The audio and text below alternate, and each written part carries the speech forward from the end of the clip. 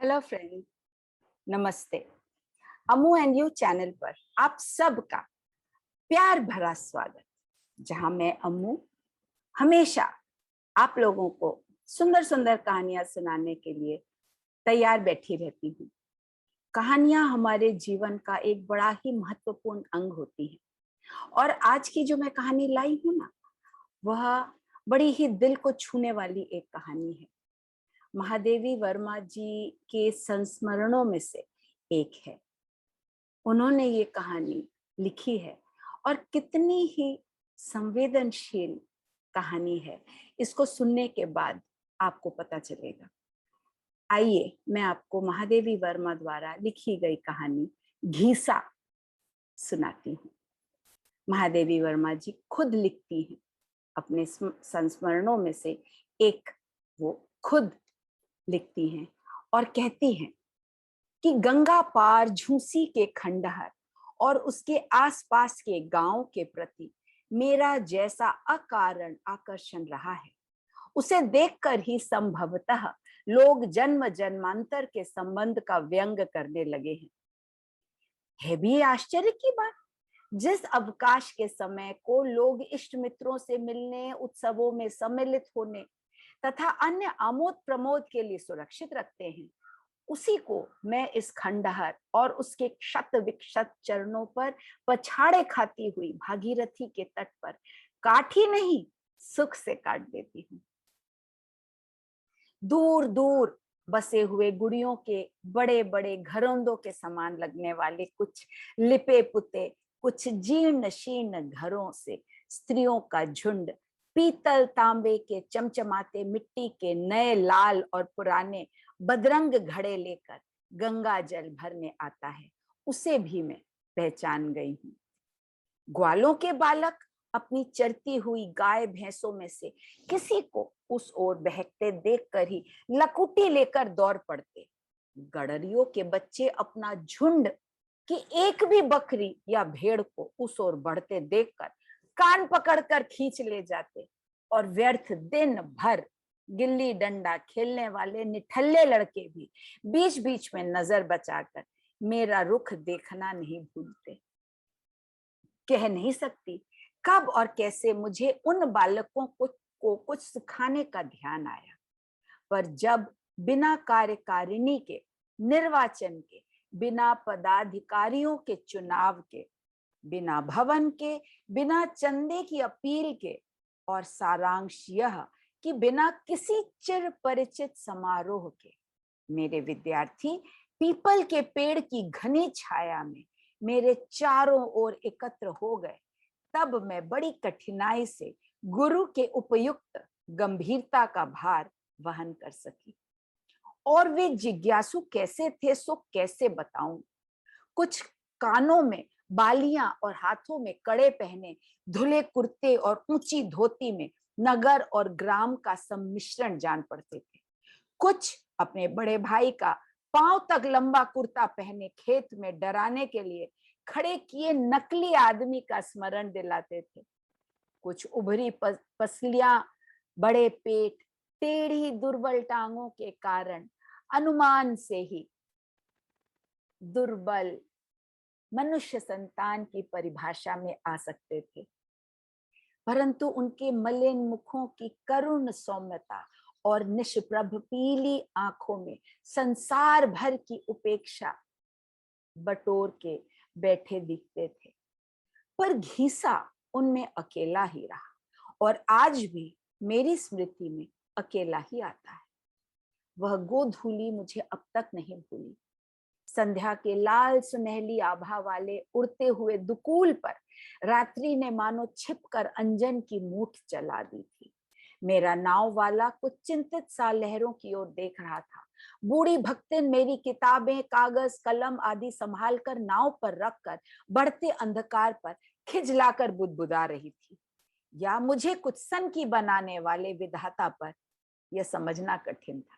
बेचारी मेरे साथ रहते रहते 10 लंबे वर्ष काट आई है। नौकरानी से अपने आप को एक प्रकार की अभिभाविका मानने लगी है, परंतु मेरी सनक का दुष्परिणाम सहने के अतिरिक्त उसे क्या मिला है?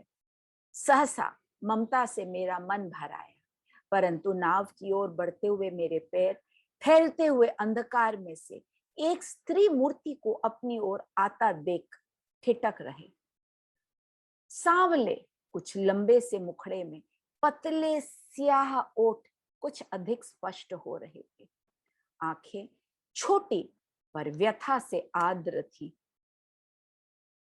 मलिन बिना किनारे की गाढ़े की धोती ने उसके सलूका रहित अंगों को भली भांति ढक लिया था, परंतु तब भी शरीर की सुडौलता का आभास मिल रहा था।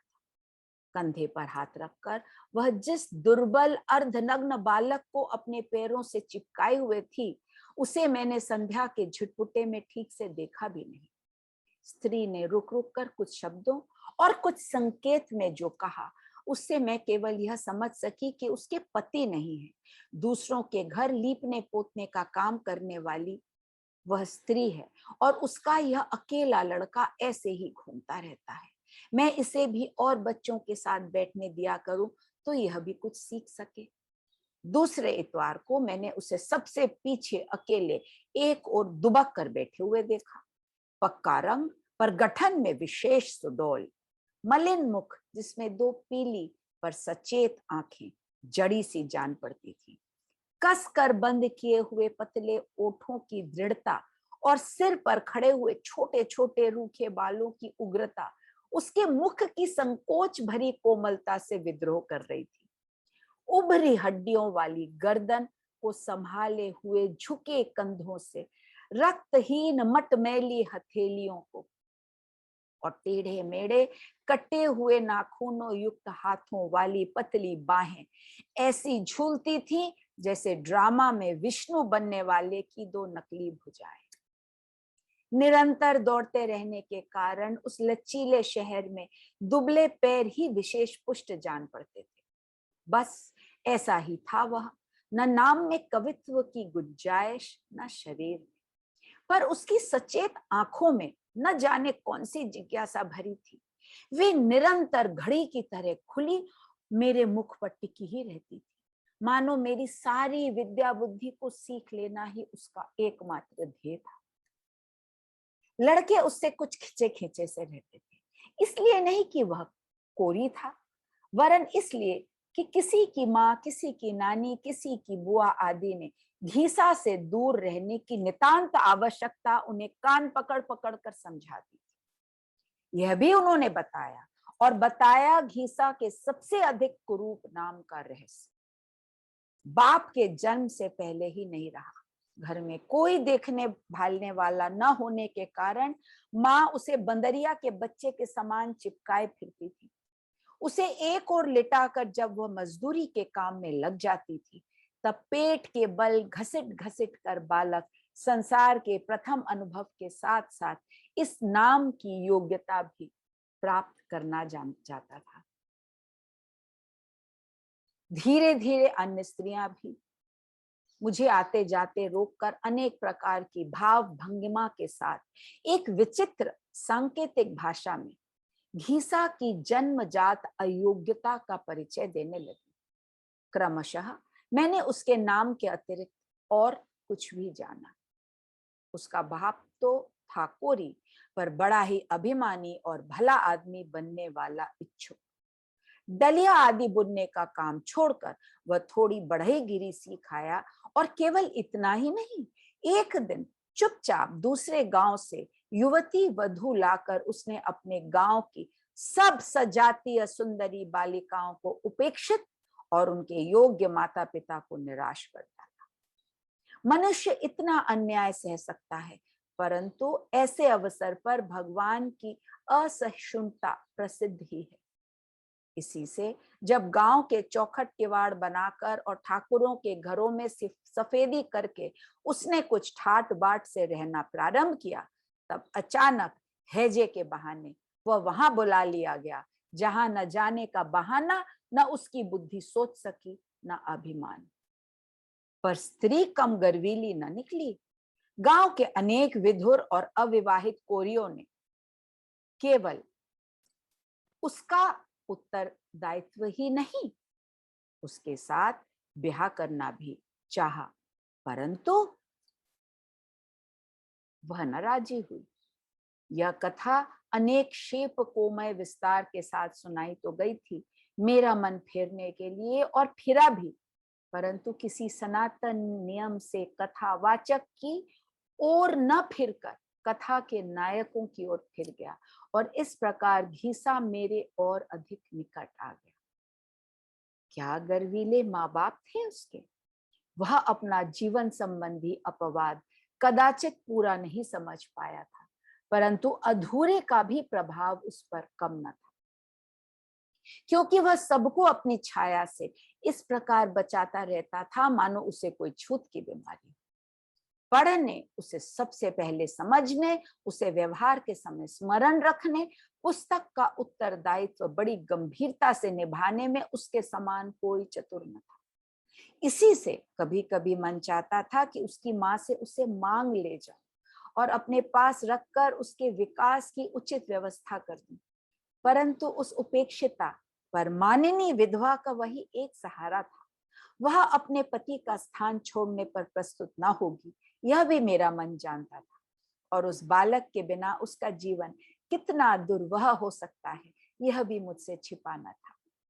फिर 9 साल के कर्तव्य परायण घीसा की गुरु भक्ति देखकर उसकी मातृ भक्ति के संबंध में कुछ संदेह करने का स्थान ही नहीं रह जाता था, और इस तरह घीसा ही उन्हीं कठोर परिस्थितियों में रहा जहां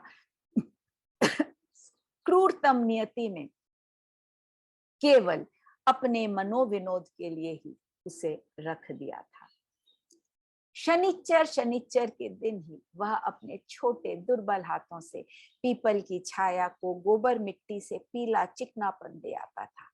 फिर इतवार को माँ के मजदूरी पर जाते ही एक मैले फटे कपड़े में बंधी मोटी रोटी और कुछ नमक या थोड़ा चबेना और एक डली गुड़ बगल में दबाकर पीपल की छाया को एक बार फिर झाड़ने बुहारने के पश्चात वह गंगा के तट पर आ बैठता और अपनी पीली सतेज आंखों पर क्षीण सांवले हाथ की छाया कर दूर दूर तक दृष्टि को दौड़ाता रहता।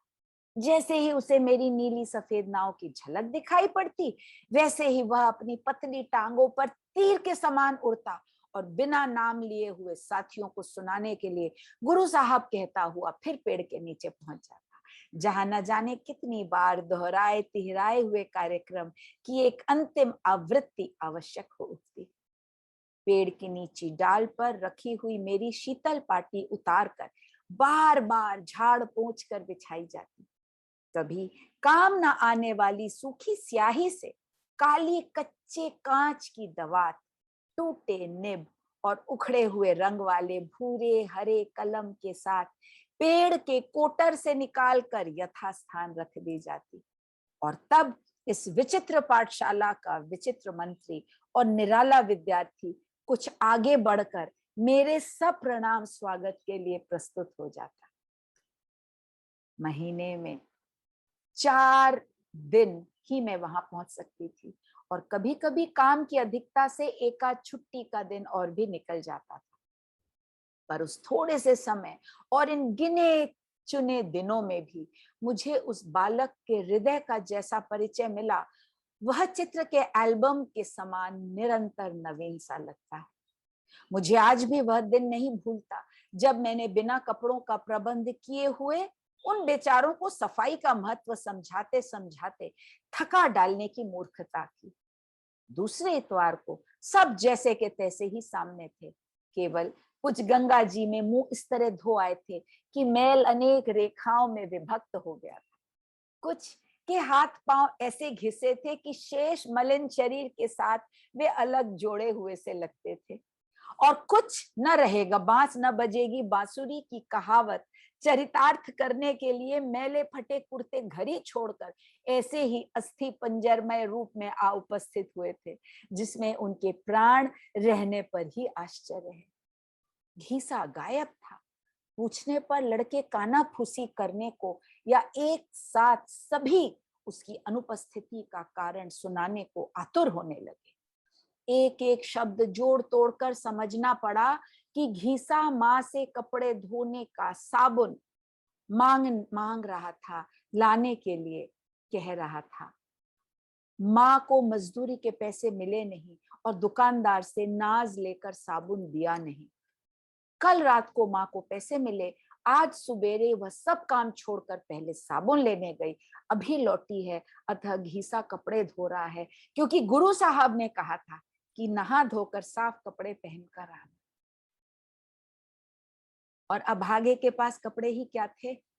किसी दयावती का दिया हुआ एक पुराना कुर्ता, जिसकी एक आस्तीन आधी थी और एक अंगोछा जैसा फटा टुकड़ा।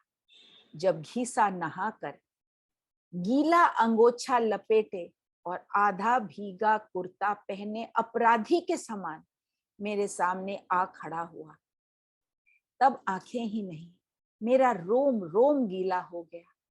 उस समय समझ में आया कि द्रोणाचार्य ने अपने शिष्य से अंगूठा कैसे कटवा दिया था। एक दिन न जाने क्या सोचकर मैं उन विद्यार्थियों के लिए 5-6 सेर जलेबियां ले गई, पर कुछ तोलने वाले की सफाई से, कुछ तुलवाने वाले की समझदारी से और वहां की कुछ छीना झपटी के कारण प्रत्येक को 5 से अधिक न मिल सकी। एक कहता था मुझे एक कम मिली, दूसरे ने बताया मेरी अमुक ने छीन ली, तीसरे को घर में सोते हुए छोटे भाई के लिए चाहिए, चौथे को किसी और की याद आ गई। पर इस कोलाहल में अपने हिस्से की जलेबियां लेकर घीसा कहाँ खिसक गया, यह कोई न जान सका। एक नटखट अपने साथी से कह रहा था, सार एक ठो पिलवा पाले है, ओही को दे बार गा होई। पर मेरी दृष्टि से संकुचित होकर चुप रह गया और तब तक घीसा लौटा ही। उसका सब हिसाब ठीक था। जलखई वाले छन्ने में 2 जलेबियां लपेटकर वह माई के लिए छप्पर में खोस आया। एक उसने अपने पाले हुए बिना मां के कुत्ते के पिल्ले को खिला दी और 2 स्वयं खा ली। और चाहिए पूछने पर उसकी संकोच भरी आंखें झुक गईं। ओठ कुछ हिले, पता चला कि पिल्ले को उससे कम मिली है। दे तो गुरु साहब पिल्ले को ही एक और दे दें। और होली के पहले की एक घटना तो मेरी स्मृति में ऐसे गहरे रंगों से अंकित है जिसका धुल सकना सहज नहीं। उन दिनों हिंदू मुस्लिम वैमनस्य धीरे धीरे बढ़ रहा था और किसी दिन उसके चरम सीमा तक पहुंच जाने की पूर्ण संभावना थी। घीसा 2 सप्ताह से ज्वर में पड़ा था। दवा में भिजवा देती थी, परंतु देखभाल का कोई ठीक प्रबंध न हो पाता था। 2-4 दिन उसकी माँ स्वयं बैठी रही, फिर एक अंधी बुढ़िया को बैठाकर काम पर जाने लगी। इतवार की सांझ को मैं बच्चों को विदा दे घीसा को देखने चली, परंतु पीपल के 50 पग दूर पहुंचते पहुंचते उसी को डगमगाते पैरों से गिरते पड़ते अपनी ओर आते देख मेरा मन उद्विग्न हो उठा। वह तो इधर 15 दिन से उठा ही नहीं था, अतः मुझे उसके सन्निपात ग्रस्त होने का ही संदेह हुआ। उसके सूखे शरीर में तरल विद्युत सी दौड़ रही थी, आंखें और भी सतेज और मुख ऐसा था जैसे हल्की आंच में धीरे धीरे लाल होने वाला लोहे का टुकड़ा। पर उसके वातग्रस्त होने से भी अधिक चिंताजनक उसकी समझदारी की कहानी निकली। वह प्यास से जाग गया था, पानी पास में मिला नहीं और मनिया की अंधी आजी से मांगना ठीक न समझकर वह चुपचाप कष्ट सहने लगा। इतने में मुल्लू के कक्का ने पार से लौटकर दरवाजे से ही अंधी को बताया कि शहर में दंगा हो रहा है और तब उसे गुरु साहब का ध्यान आया। मुल्लू के कक्का के हटते ही वह ऐसे हौले हौले उठा कि बुढ़िया को पता ही न चला और कभी दीवार कभी पेड़ का सहारा लेता लेता इस ओर भागा। अब वह गुरु साहब के गोड़ धरकर यहीं पड़ा रहेगा, वह पार किसी तरह न जाने देगा। तब मेरी समस्या और भी जटिल हो गई। पार तो मुझे पहुंचना था ही, पर साथ ही बीमार घीसा को ऐसे समझाकर जिससे उसकी स्थिति और गंभीर न हो जाए। पर सदा के संकोची, नम्र और आज्ञाकारी घीसा का इस दृढ़ और हठी बालक में पता ही न चलता था। उसने पर साल ऐसे ही अवसर पर हताहत 2 मल्लाह देखे थे और कदाचित इस समय उसका रोग से विकृत मस्तिष्क उन चित्रों में गहरा रंग भरकर मेरी उलझन को और उलझा रहा था। पर उसे समझाने का प्रयत्न करते करते अचानक ही मैंने एक ऐसा तार छू लिया जिसका स्वर मेरे लिए भी नया था। यह सुनते ही कि मेरे पास रेल में बैठकर दूर दूर से आए हुए बहुत सारे विद्यार्थी हैं जो अपनी माँ के पास साल भर में एक ही बार पहुंच पाते हैं और जो मेरे न होने से अकेले घबरा जाएंगे। घीसा का सारा हट, सारा विरोध ऐसे बह गया जैसे कभी था ही नहीं। और तब घीसा के समान तर्क की क्षमता किसमें थी? जो सांझ को अपनी माई के पास नहीं जा सकते, उनके पास गुरु साहब को जाना ही चाहिए। घीसा रोकेगा तो उसके भगवान जी गुस्सा हो जाएंगे, क्योंकि वे ही तो घीसा को अकेला बेकार घूमता देखकर गुरु साहब को भेज देते हैं। आदि आदि उसके तर्कों का स्मरण कर आज भी मन भर आता है। परंतु उस दिन मुझे आपत्ति से बचाने के लिए अपने बुखार से जलते हुए अशक्त शरीर को घसीट लाने वाले घीसा को जब उसकी टूटी खटिया पर लिटाकर मैं लौटी, तब मेरे मन में कौतूहल की मात्रा ही अधिक थी। इसके उपरांत घीसा अच्छा हो गया और धूल और सूखी पत्तियों को बांधकर उन्मत्त के समान घूमने वाली गर्मी की हवा से उसका रोज संग्राम छिड़ने लगा। झाड़ते झाड़ते ही वह पाठशाला धूल धूसरित होकर भूरे पीले और कुछ हरे पत्तों की चादर में छिपकर कंकाल शेषी शाखाओं में उलझते सूखे पत्तों को पुकारते वायु की संतप्त सरसर से मुखरित होकर उस भ्रांत बालक को चिढ़ाने लगती। तब मैंने तीसरे पहर से संध्या समय तक वहां रहने का निश्चय कर लिया। परंतु पता चला घीसा किसके साथ ही आंखों को मलता और पुस्तक में बार बार धूल झाड़ता हुआ दिन भर वहीं पेड़ के नीचे बैठा रहता है, मानो वह किसी प्राचीन युग का तपोव्रती अनागरिक ब्रह्मचारी हो, जिसकी तपस्या भंग के लिए ही लूके झोंके आते हैं। इस प्रकार चलते चलते समय ने जब दाई छूने के लिए दौड़े हुए बालक के समान झपट कर उस दिन पर उंगली धर दी जब मुझे उन लोगों को छोड़कर जाना था, तब तो मेरा मन बहुत ही अस्थिर हो उठा। कुछ बालक उदास थे, कुछ खेलने की छुट्टी से प्रसन्न, कुछ जानते थे कि छुट्टियों के दिन चूने की टिपकियां रखकर गिने जाएं या कोयले की लकीरें खींचकर। कुछ के सामने बरसात में चूते हुए घर में 8 पृष्ठ की पुस्तक बचा रखने का प्रश्न था और कुछ कागजों पर चूहों के आक्रमण की ही समस्या का समाधान कर रहे थे। ऐसे महत्वपूर्ण कोलाहल में घीसा न जाने कैसे अपना रहना अनावश्यक समझ लेता था। जब मैं कुछ चिंतित सी वहां से चली, तब मेरा मन भारी भारी हो उठा। वास्तव में उन दिनों डॉक्टरों को मेरे पेट में फोड़ा होने का संदेह था और ऑपरेशन की संभावना थी। कब लौटूंगी या नहीं लौटूंगी, यही सोचते सोचते मैंने फिर चारों तरफ आर्द्र दृष्टि डाली और चल दी। पृथ्वी के उच्छ्वास के समान उठते हुए धुंधलेपन में वे कच्चे पर आकंठ मग्न हो गए थे। केवल फूस के मटमैले और खपरेल के कत्थई और काले छप्पर वर्षा में बढ़ी गंगा के मिट्टी जैसे जल में पुरानी नावों के समान जान पड़ते थे। मैंने दूर एक छोटा काला धब्बा आगे बढ़ते देखा। वह घीसा ही होगा, यह मैंने दूर से जान लिया। आज गुरु साहब को उसे विदा देना है, यह उसका नन्हा हृदय अपनी पूरी संवेदन शक्ति से जान रहा था, इसमें संदेह नहीं था। परंतु उस उपेक्षित बालक के मन में मेरे लिए कितनी सरल ममता और मेरे बिछोह की कितनी गहरी व्यथा हो सकती है, यह जानना मेरे लिए शेष था। निकट आने पर देखा कि उस धूमिल धूली में बादामी कागज पर काले चित्र के समान लगने वाला नंगे बदन घीसा एक बड़ा तरबूज दोनों हाथों में संभाले था, जिसमें बीच के कुछ कटे भाग में से भीतर की ईषत लक्ष्य लाई चारों ओर के गहरे हरेपन में कुछ बंद गुलाबी फूल जैसी जान पड़ती थी। घीसा के पास पैसा न था, न खेत, तब क्या वह इसे चुरा लाया था?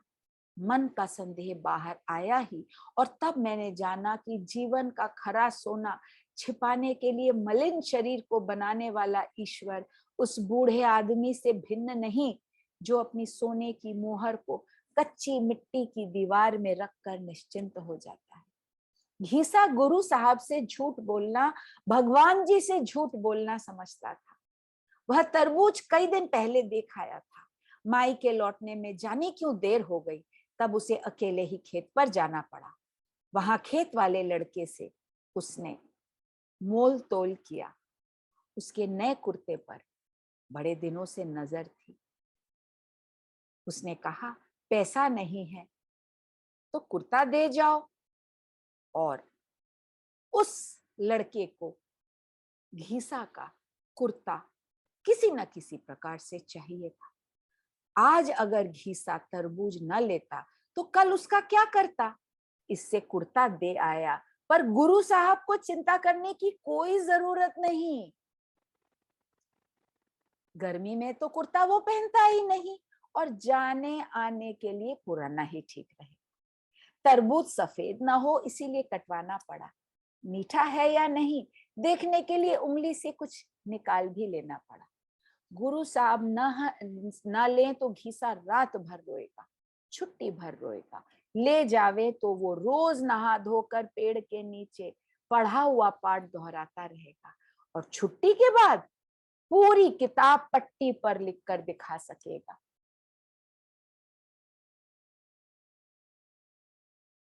ऐसे स्नेह में प्रगल्भ उस बालक के सिर पर हाथ रखकर मैं भावातिरेक से ही निश्चल हो रही।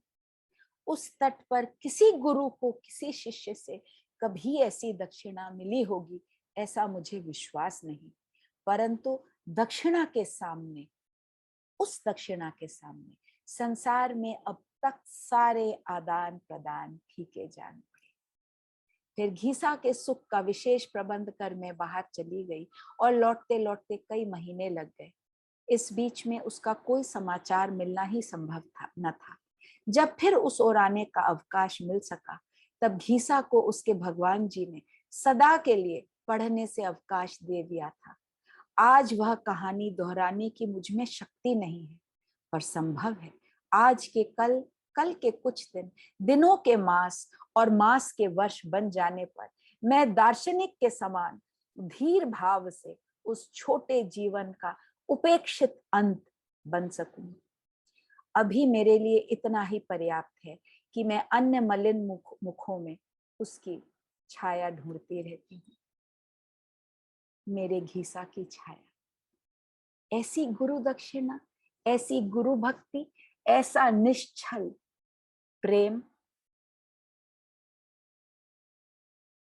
मुझे मालूम है आप सब भावुक हो उठे होंगे। ये कहानी ही ऐसी है। जितनी बार मैं पढ़ती हूँ मैं भावुक होती हूँ।